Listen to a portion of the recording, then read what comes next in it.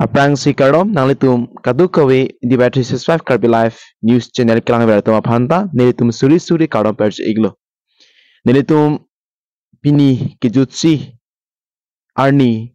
nelitum rongoso tumaphan thini karjupana lamdo penap MP election lo lasi komat a candidate phansi aningich thepen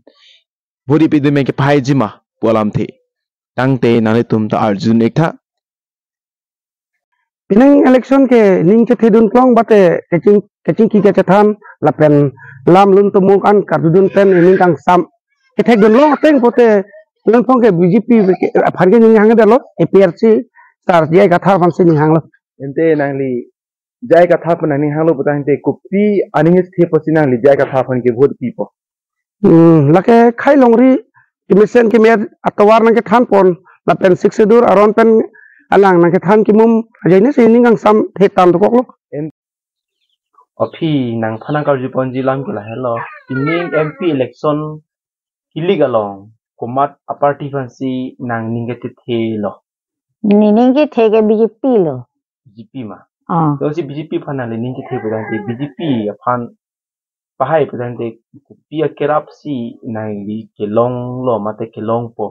Nitim ke ali nang po. Ali nang pinang po. La ningi the lo. kali te APSLC bhane ko pisina le ningke dam ka vela Ni thang da chini ne da lo non ki klang ni pinang ma.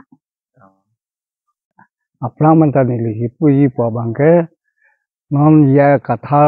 aphana bang mate chorolo la phansi pining bangke do beta di tum kar bia ada to ana bangke ning si pen pilo nang ko si ki mathala ente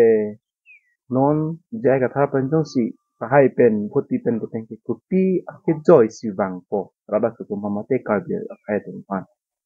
lang uji non kedam tanga teng nga pulo pote